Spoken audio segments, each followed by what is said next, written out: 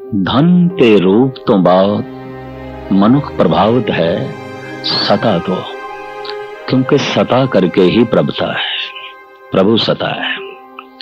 इस वास्ते भज दौड़ दा मरकज सता बन जाती है ते सता प्राप्ति के तौर तरीकों नूं ही राजनीति कहते हैं। अगर धन छल ते कपट नाल बेईमानी नाल प्राप्त होवे ते राजनीति प्रभु सता सिंहासन प्राप्त करने वास्ते शाम दाम दंड भेद नूं वरतिया जाए तो यह भी मनुख की आत्मा नूं थल्ले ले जाता है। राजनीतिक बहुत पस्ती दे चला जाएगा, क्योंकि उसकी सोचनी की है दूजियां नूं खरीदना, दूजियां नूं काबू करना, दूजियां नूं जकड़ना, दूजियां नूं दबाना, और इस हद तक दब जान कि मैं उन्होंने सिर ते बैठ जावां। इस वास्ते राजनीतिक जितना कठोर हो जाएगा उसके विपरीत उतना ही संत कोमल है, भगत कोमल है। दुनिया विच बहुत वड्डे खून खराबियां दा कारण राजनीति है, और जब तक इस तरह की राजनीति सारी दुनिया च रहेगी खून खराबे होंदे रहणगे। राजनीति का मतलब ही है दूसरा अगर सिर देते बैठने की थां नहीं देंदा तो सिर मिटा दो, कत्ल कर दो, सुट दो। और यही कारण है कि राजनीति फैली शस्त्रों के आसरे थे। वो देश उतना संपन्न हो गया, उतना महान हो गया जिस को बड़े भयानक घातक शस्त्र होवन। आज वही शक्तिशाली है, उसका ही सम्मान है जिहदे कोल हाइड्रोजन बम है, मिसाइल्स ने, एटम बम है। दुनिया नूं नाश करने लई जिसदे कोल जितना साजो समान है दुनिया उतना ही सम्मान कर रही है। ये कैसा मनुख हो गया है कि सम्मान उसका जो दूसरे का अपमान इस हद तक कर सकता है कि कीड़े मकोड़ियां की तरह एक सेकंड विच पूरे शहर नूं खत्म कर सकता है, कुछ क्षणों विच पूरे मुल्क नूं मिटा सकता है। सियाणे ते इत्थे तक कह रहे ने कि इतने बम सताधारियां कोल पए ने कि इस पृथ्वी नूं 7 दफा मिटाया जा सकता है, 7 दफा बर्बाद किया जा सकता है। जबकि एक दफा बर्बाद होने नाल ही बर्बाद हो जाएगी, पर 7 दफा नेस्तो नाबूद करने का साजो समान मनुख दे कोल अज प्राप्त है, उपलब्ध है। राजनीति खड़ी है दूजे नूं मिटाण ते, दूजे नूं दबाण ते, दूजे नूं खरीदण ते। दूजे नूं खरीदना है, अगर विकण नूं तैयार नहीं, दूजे नूं दबाना है, दबण नूं तैयार नहीं, दूजे नूं मिटाना है। कहंदे ने चंगेज खां हलाकू बस्तियां उजाड़ के लंघदे सन, लाशां दे उपरों उसदे घोड़े लंघदे सन। 60 लाख यहूदियों का कातिल है हिटलर, और पूरी तबाही जिहड़ी उस तो होई वो कुल 2 करोड़ मनुख उसदे हत्थी कतल होए। गालबन करोड़ां मनुखां नूं मौत दे घाट उतार के रशिया विच क्रांति आई, और 2.25 करोड़ मनुखां दी कबरां बना के ही चाइना विच क्रांति आई। शायद इस वास्ते ही गुरु गोबिंद सिंह जी महाराज ने सोचा अगर धन धर्म नाल संबंधित होवे तो धनवान दानी हो सकता है, धर्म नाल रूप संबंधित होवे तो रूपमंद महान वो अरूप जो परमात्मा है उसका पुजारी बन सकता है। और धर्म नाल किधरे राजनीति संबंधित हो जाए तो ये राजनीतिक बहुत बड़ा सेवादार बन सकता है। कौम की सेवा, देश की सेवा करने वाला एक बहुत बड़ा सेवादार। पर जे धर्म तो वख कर दईए इस राजनीति नो तो देश का गद्दार बन जाएगा, देश के सिर ते बैठ जाएगा, दबा के रख देगा, मिटा के रख देगा, गुलाम बना के रख देगा, खरीद लवेगा। सारी दुनिया विच धर्महीन राजनीति ने गुलाम पैदा कीते ने, दबे हुए मनुख पैदा कीते ने, या कबरां ही कबरां नूं जन्म दिता है। खून दियां नदियां नु जो है जन्म दिता है।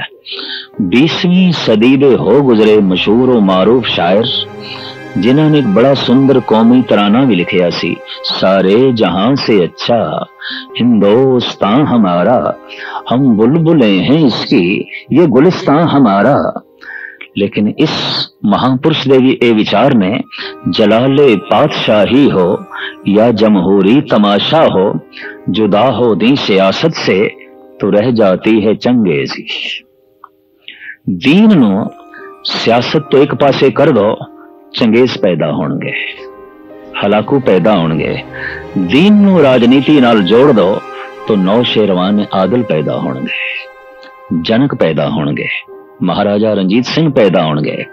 और इसी धर्म नु राजनीति तो वख कर दो तो फिर हिटलर पैदा होंगे, मुसोलिनी पैदा होंगे, चंगेज खान पैदा होंगे, हलाकू पैदा होंगे। बदकिस्मती है अज तक असी पूर्ण तौर ते धर्म नु राजनीति नाल जोड़ नहीं सके, तो जनक ते एक पैदा होया है, हर नाकश बहुत पैदा हो रहे हैं। असी धर्म नु व्यापक तौर ते राजनीति नाल जोड़ नहीं सके, तो राम ते एक पैदा होया, रावणां दी कतार लगी हुई है, पैदा ही होंदे जा रहे हैं, पैदा ही होंदे जा रहे हैं। इसी तरीके दे नाल जिस महापुरुष ने गीता जैसे ब्रह्म ज्ञान नु राजनीति नाल जोड़िया, इस तरह का कृष्ण ते इको ही होया है, पर कंस ते कदम कदम ते मौजूद ने, दुर्योधन ते कदम कदम ते मौजूद ने। सारे सिख इतिहास नु पढ़ के देखिए तो महाराजा रणजीत सिंह जैसा तो केवल इको ही है, जो धर्म दी मूर्ति है, दया दी मूर्ति है, इंसाफ दी मूर्ति है, प्रेम दी मूर्ति है। लेकिन इसी धर्म नु राजनीति नाल जोड़न विच ये कौम भी असमर्थ रही है, तो फोके छलिया कपटी पैदा हो रहे हैं, दबाण वाले मिटाण वाले पैदा होने हैं। ये भी दूजिया नु खरीदना चाहते ने। सच कह देता है, सही कह देता है इकबाल ने, जलाले पातशाही हो या जमहूरी तमाशा हो, जुदा हो दी सियासत से तो रह जाती है चंगेजी। सच्ची राज सत्ता की है, इसनू कलगीधर दी शान और शौकत विच जो सिखा ने उजागर किया, आकी रहे ना कोई, कोई बागी ना होवे, कोई विद्रोही ना होवे, कोई दुखी ना होवे। अगर कोई आकी है, पंजाबी दा ये आकी शब्द, इस दे अक्षरी अर्थ करिए तो विद्रोह, इस दे अखरी अर्थ करिए तो बगावत, इस दे अखरी अर्थ करिए तो इंज कह दईए अतवादी। क्यों? आकी रहे ना कोई, साहिब कहते ने ऐसी राज सत्ता चाहिए सारी दुनिया विच, आकी कोई भी ना होवे, विद्रोही कोई भी ना होवे, बागी कोई ना होवे। कहते ने एथन विच आज तो 2500 साल पहले एक महान संत होया सुकरात।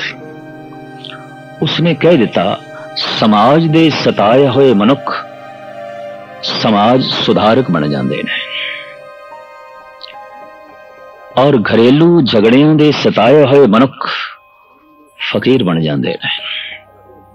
हकूमत दे सताए हुए मनुख, सता दे सताए हुए मनुख विद्रोही हो जाते हैं, आकी हो जाते हैं, बागी हो जाते हैं। सुकरात कहा करदा सी, जिस मुल्क दे सिर्फ बनावटी फकीरां दे टोले बहुत ज्यादा होवन, समझ लेना उथे घरेलू औकड़ां बहुत ज्यादा ने, बहुत ज्यादा ने।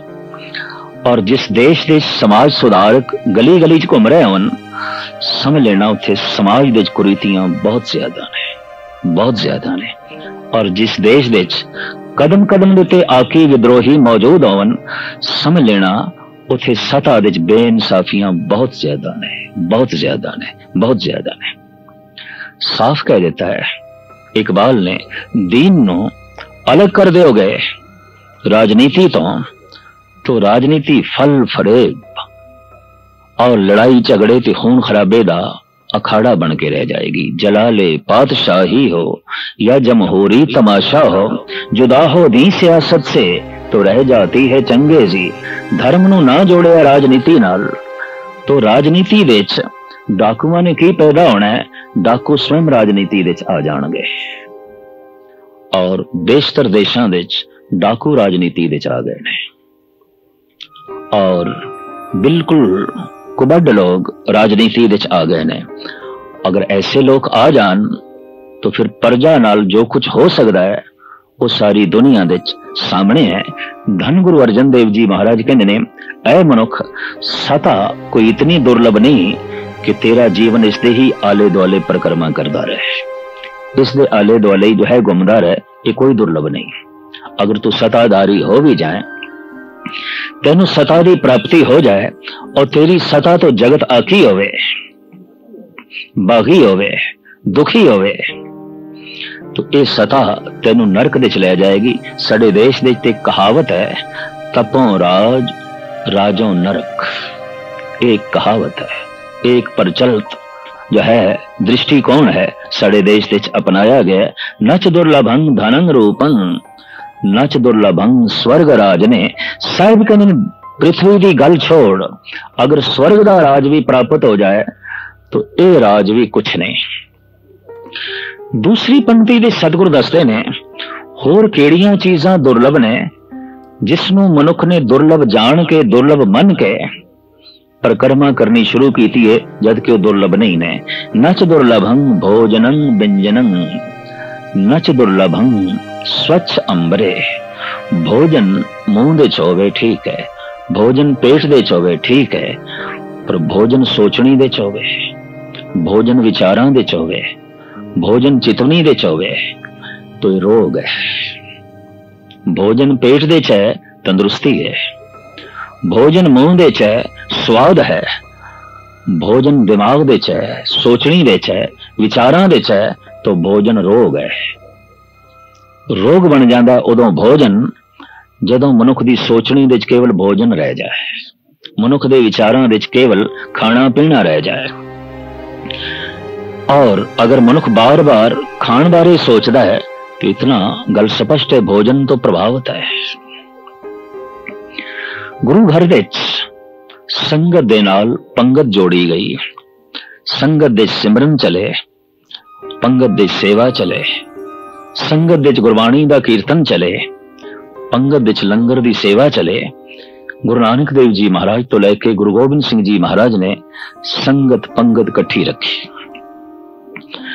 लोड़वंद यात्रु जो दूर दूर तो आउंदे ने उन्हां लई लंगर, जिन्हां नूं वक्ती तौर ते लोड़ पै गई है उन्हां लई लंगर। लेकिन लंगर दे आसरे ते भोजन दे आसरे ते भजन दा प्रभाव पाने की कोशिश करांगे, गल नहीं बनेगी। पर भोजन नंबर 1 हो जाएगा, प्रथम दर्जा भोजन का हो जाएगा, भजन पीछे रह जाएगा। बहुत सारे भजन के सथलों ते भी हुण भोजन प्रथम हो गया, भजन पिछे रह गए। खाण पीण के आसरे ते सत्संग का इकट्ठ करना है और सत्संगियों की बिरती खाण पीण के आले दुआले घूमती रहती है, परिक्रमा जो है करती रहती है। लंगर की मर्यादा सी भाईचारा पैदा करने लई, लंगर की मर्यादा सी दूर दूर तो यात्रु आवन ते उन्हां नूं सुख सुविधा प्राप्त हो सके, उन्हां नूं आके रोटी पानी बनानी ना पवे, लभनी ना पवे, ये उन्हां नूं मुयस्सर होवे, ये उन्हां नूं प्राप्त होवे। बड़ी सोहनी सुचज्जी मर्यादा धन गुरु नानक देव जी महाराज तो लेके गुरु गोबिंद सिंह जी महाराज तक चलती रही, हुण भी चल रही है। लेकिन किधरे किधरे देखण नूं मिलदा है कि मनुख दीयां रुचियां बस लंगर दे आले दुआले परिक्रमा करके रह जांदियां ने। लंगर ना मिले तो दुखी हो जाएगा, पर गुरबाणी सुनन नूं नहीं मिली तो दुखी नहीं हुंदा, नाम जपण नूं नहीं मिलिया तो दुखी नहीं हुंदा, गुरु दे दर्शन करन नूं नहीं मिले तो दुखी नहीं हुंदा। इस तो मुख मुद्दा ही पंगत दा जो है खो जाता है। तो साहिब कहते ने भोजन कोई इतना दुर्लभ नहीं है। घर दे हुण रसोई महान हो गई, बाकी होर कुछ नहीं महान है। किसी वक्त घर घर विच धर्मसाल महान सी, पूजा घर महान सी। अज पूजा घर महान नहीं, अज रसोई महान है, भोजन महान है। सारे परिवार की परिक्रमा रसोई दे आले दुआले, सारे परिवार की परिक्रमा भोजन दे आले दुआले। सारा संसार रोटी दे आले दुआले घूम रहा है, भोजन दे आले दुआले घूम रहा है और इसे नूं दुर्लभ समझ लिया। जीवन इसे लिए व्यतीत हो रहा है। सतगुरुदेव जी महाराज कह रहे हैं, नच दुर्लभं भोजनं व्यंजनं ये भोजन तरह तरह का स्वादी 36 प्रकार का यह व्यंजन महाराज कहते इतना दुर्लभ नहीं कि तू अपना जीवन इसे लिए बतीत करें। उदयपुर का महाराजा जद राजयोगी भरतरी नूं मिलिया जंगल विच, उस वक्त राजयोगी भरतरी सत्तू पानी विच घोल के पी रहे सन। उदयपुर का यह महाराणा भरतरी नूं कहंदा है, राज पाठ त्याग के इस तरह के योगी बन के फिक्के सत्तू खाने शोभा नहीं देंदे। तुसी राजा हो, आओ साडे महलां विच। तो भरतरी कहंदे वैराग शतक दे कीमती बोल ने, मैं प्रसीद सत्तू सागा दे, तू प्रसन्न व्यंजन बहु स्वादे। जितना स्वाद तू 36 प्रकार दे भोजन तो मानदा है, इतना ही रस मैं सत्तू तो ले लेना। तू बिना भुख दे खाना है, मैं भुख लगदी है तां खाना। तेनू स्वाद प्रेरदे ने तू खाना है, मैनू भुख प्रेरदी है ते मैं खाना। हुण तेनू कौन दसे स्वाद ते भुख दे च है। उस भुख करके जब मैं सत्तू खाना तो यकीन जान तेरे 36 प्रकार दे भोजन भी फिक्के ने, बेईमानी ने, कुछ भी नहीं। धन गुरु नानक देव जी महाराज भी फरमान करते ने, रुपे कामे दोस्ती भुखे सादे गंड। वास्तविक स्वाद भोजन दे च नहीं है, भुख दे च है। और भुख करके जो खाऊंदा है, एक एक बुरती अमृत है, एक एक निवाला अमृत है। पर स्वाद करके जो खांदा है, एक एक बुरकी रोग है, एक एक बुरकी बीमारी है। इंज कह लो इस सदी विच भोजन का रोग बहुत वधे है, बहुत वधे है। भोजन तो बीमारियां बहुत वधिया ने। आयुर्वेद ते आदि काल तो मनदा रहा कि 90% बीमारियां आहारक ने। प्राकृतिक नियम के मुताबिक आहार नहीं है, संतुलित आहार नहीं है, और भुख करके मनुख नहीं खा रहा। इस कारण करके भोजन तो अनंत रोग जन्म ले रहे ने। और भोजन रोग लई नहीं है, भोजन ते जीवन लई है, भोजन ते तंदुरुस्ती लई है। पर भोजन रोग बन गया क्योंकि मनुख दी जीवन दा लक्ष्य भोजन बन गया। साहिब कहते ने इस वास्ते बनया कि इसने उसनों दुर्लभ समझ लिया है, दुर्लभ नहीं है। नच दुर्लभं भोजनं व्यंजनं, नच दुर्लभं स्वच्छ अंबरे। कीमती तो कीमती अंबर कपड़े पहन लेना साहिब कहते ने यह भी कोई दुर्लभ नहीं है। बस्तर सी तन ढकन लई, पर गजब दी गल बस्तर इस वास्ते होवे कि तन प्रगट होवे, तन दी नुमाइश होवे, तन दी प्रदर्शनी होवे।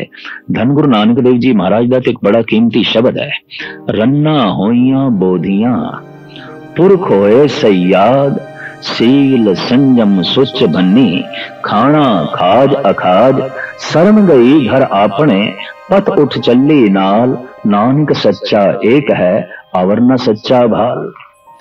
धन गुरु नानक देव जी महाराज दी अपने ढंग दी सोचनी, रन्ना होइयां बोधियां। इस दौर दियां इस्त्रियां अपने आप नूं प्रगट करना चाहदियां, नुमाइशी जिंदगी प्रदर्शित करना चाहदियां। जो हाव भाव बनाव सिंगार है, ये पति दी प्रसन्नता लई नहीं, दूजियां नूं दिखाण लई। शेख सादी दे कुछ बोल भी बड़े कीमती ने। वो कहंदा है, अगर मैनू छड़ के दुनिया किधरे अंधी आउंदी ते मैनू किसी भी बनाव शिंगार की लोड़ नहीं सी।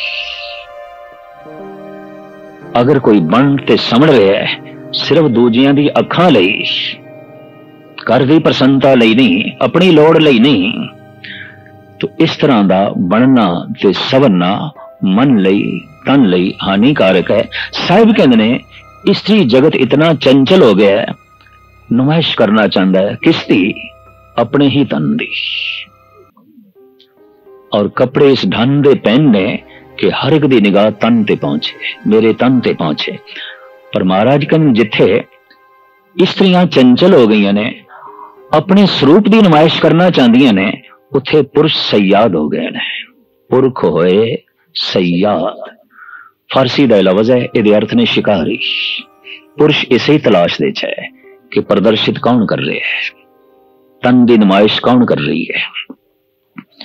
और पुरुष सयाद बन जाए ਤੇ ਇਸਤਰੀ अपने आप ਨੂੰ ਪ੍ਰਦਰਸ਼ਿਤ ਕਰੇ ਤਾਂ ਕੁਦਰਤੀ ਗੱਲ ਹੈ ਸਿਆਦ ਦਾ ਉਹ ਸ਼ਿਕਾਰ ਬਣ ਕੇ ਰਹਿ ਜਾਏਗੀ। ਇਸ ਦੇ ਵਿੱਚ ਇਸਤਰੀ ਦਾ ਕਸੂਰ ਬਹੁਤ ਜ਼ਿਆਦਾ ਹੈ। ਧੰਨ ਗੁਰੂ ਨਾਨਕ ਦੇਵ ਜੀ ਮਹਾਰਾਜ ਜੋ ਇਸ ਯੁੱਗ ਦੇ ਅਵਤਾਰੀ ਪੁਰਸ਼ ਨੇ ਇਸ ਕਮਜ਼ੋਰੀ ਨੂੰ इस ढंग नाल उजागर किया है। रन्ना होइयां बोधियां पुरख होए सयाद सील संजम सुच भन्नी। कोई शील नहीं रहा, कोई सुच नहीं रही, कोई संजम नहीं रहा, कोई पवित्रता नहीं रही। सील संजम सुच भन्नी। खाना खाज अखाज। खाना भी ऐसा है जो अखाज है, प्राकृतिक नियम के मुताबिक नहीं है, भुख की पूर्ति वास्ते नहीं है, शरीरक लोड़ां की पूर्ति वास्ते नहीं रह गया। खाना खाज अखाज शर्म गई घर आपने पत उठ चली नाल। नानक सच्चा एक है अवर न सच्चा वाल। सतगुरुदेव जी महाराज कहते हैं हुण मैं सच की झलक किधरे वेखना चाह किसी मनुख दे चों नहीं मिलती। हुण सच की धड़क सिर्फ सच दे चों ही मिलती है, परमात्मा दे चों मिलती है, मनुखा दे चों जो है नहीं मिलती। मनुख इस हद तक जो है गिर गया। तो पहनना सी तन नूं ढकण वास्ते, पर पहनना हो जाए तन नूं प्रगट करने वास्ते। इस वास्ते कह दिता जाता है बड़ा ही खूबसूरत ते कीमती सूट भी किसी ने क्यों ना पाया होवे, आख दिता जाता है फलाना बहुत नंगा है। हद हो गई। कपड़ियां दे च नंगा क्यों है? ये कपड़े पा के भी नंगा है क्योंकि इसके कपड़े सिर्फ अपने तन की प्रदर्शनी लई ने, तन की नुमाइश लई ने। इस वास्ते कहावत ठीक है, एक कपड़ियां दे च भी नंगा है। अगर कोई कपड़ियां दे च नंगा हो सकता है तो कोई नंगा ढकिया होया भी हो सकता है। गुरबाणी कहती है नगन फिरत रंग एक के ओ शोभा पाए। पाट पटंबर बिरथया जै रच लो भाए। एक दे रंग दे च रंगिया होया है, एक दी भगती दे च लीन है, शर्म हया दा कपड़ा पहनिया होया है, भावे तन दे ते कपड़ा नहीं। नगन फिरत रंग एक के ओ शोभा पाए। पाट पटंबर बिरथया जै रच लो भाए। रेशमी कपड़े पा के जो तन की नुमाइश कर रहा है नगन है, पर नगन रह के जो एक दी याद दे च लीन है ढके होया है, कजे होया है, पर्दे दे च है। तो साहिब कहते नच दुर्लभंग भोजनंग व्यंजनंग नच दुर्लभंग स्वच्छ अंबरे। इस तो बाद मनुख ने जिसनों दुर्लभ समझे ते जीवन उसका जिस दे आले दुआले परिक्रमा करता रहता है वो है नच दुर्लभंग सुत मित्र भ्रात बांधवे। नच दुर्लभंग बनिता बिलासे। भागशाली उसनों मनिया जाता है जिस दे बच्चे होवन, बिरा होवन, भैणा होवन और पत्नी होवे। हम ख्याल पति, हम ख्याल पत्नी, बच्चे हवन, भरा हवन, सनबंदी हवन। साहिब कहते ने वड्डियां भागां दी ए निशानी नहीं है। गुरु तेग बहादुर साहब जी महाराज ते साफ कहते ने बड़ भागी तहे जन को जानो जो प्रभ के गुण गावे। ईश्वर दे गीत गान वाला ही वडभागी है। साहिब कहते नच दुर्लभंग सुत मित्र भ्रात बांधवे। ये कोई दुर्लभ नहीं है चंगे मित्रां दा मिल जाना, आज्ञाकारी पुत्रां दा मिल जाना, हमदर्द भरावां दा मिल जाना। नच दुर्लभंग बनिता बिलासे। स्त्री तो प्राप्त सुख ये भी कोई दुर्लभ नहीं है। अगर सब कुछ भी प्राप्त हो जाए तो लक्ष्यहीन जिंदगी फिर भी भटकती रहती है। हम ख्याल पत्नी मौजूद है पर हृदय च दुख भी मौजूद है। भिड़ा दे रूप च बावां मौजूद ने पर बेसहारा जिंदगी भी खड़ी है। पुत्र आज्ञाकार मौजूद ने पर मन विच गुलामी दे भाव भी मौजूद ने। हमदर्द मित्र सामने खड़े ने पर बेसहारा जिंदगी भी सामने दिखाई दे रही है। और ये सब कुछ दे होंदे होया बेसहारा है। मित्र भी है गए ने, पुत्र भी है गए ने, पत्नी भी हैगी है, भरा भी हैगी है, लेकिन फिर भी जीवन विच एक खला है। इस वास्ते साहिब कहते ने इस खला की पूर्ति भरा नहीं कर सकते, मित्र नहीं कर सकते, पुत्र नहीं कर सकते और पत्नी नहीं कर सकती। नच दुर्लभंग सुत मित्र भ्रात बांधवे। नच दुर्लभंग बनिता बिलासे। इस तो बाद अगर मनुख प्रभावित है तो वो ज्ञान तो प्रभावित है, विद्या तो प्रभावित है। आद काल तो विद्वानां नूं बड़ियां बड़ियां उपाधियां मिलदियां रहियां, डिग्रियां मिलदियां रहियां और विद्वानां नूं सन्मानित किया जाता रहा। पर धन गुरु अर्जन देव जी महाराज ते कमाल करते ने। आप कहते ने नच दुर्लभं विद्या प्रवीणं नच दुर्लभं चतुर चंचले। विद्या दे प्रवीण हो जाना, विख्यात हो जाना और चोटी दा विद्वान हो जाना और चातुर हो जाना, हाजिर जवाब हो जाना। हर प्रश्न का उत्तर मौजूद होवे, हर सवाल का जवाब मौजूद होवे, हर पक्ष का सवाल, चाहे वो सवाल कला के संबंध च होवे, चाहे वो सवाल विज्ञान के संबंध च होवे, चाहे वो सवाल धर्म के संबंध च होवे, इहदे कोल जवाब मौजूद हो। ये हर तरह का विद्या दे प्रवीण होवे, कोई ऐसा सवाल ना होवे जिसका कि ये जवाब ना दे सकता होवे। तो साहिब कहते इस तरह का विद्या दे प्रवीण हो जाना भी कोई दुर्लभ नहीं है। नच दुर्लभं विद्या प्रवीणं नच दुर्लभं चतुर चंचले। हैरानगी होवेगी अगर ये सब कुछ दुर्लभ नहीं है और जिंदगी का लक्ष्य नहीं है तो फिर जीवन का लक्ष्य की है। अगर धन भी जीवन का लक्ष्य नहीं, रूप भी जीवन का लक्ष्य नहीं, राजनीति भी जीवन का लक्ष्य नहीं, खान पान पैरान भी जिंदगी का लक्ष्य नहीं है और धिया पुत्र संबंधी भरा भैणा पत्नी भी जिंदगी का लक्ष्य नहीं, चोटी का विद्वान हो जाना, विद्या दे प्रवीण हो जाना जे ये भी जिंदगी का लक्ष्य नहीं, रस्ते दे पड़ाव ने, तो फिर लक्ष्य की है। इस श्लोक की अखीरली पंक्ति विच धन गुरु अर्जन देव जी महाराज फरमान करते ने दुर्लभं एक भगवान नामे नानक लभदें साध संग कृपा प्रभं। दुर्लभ है केवल एक परमात्मा का नाम, लभदा है गुरु दी संगत दे चों, प्रभु दी कृपा दा सदका। सतगुरु गुरु अर्जन देव जी महाराज इसनों एक होर शब्द विच इंज भी बयान करते ने अत सुंदर कुलीन चतुर मुख ज्ञानी धनवंत मृतक कहिए नानका जे प्रीत नहीं भगवंत।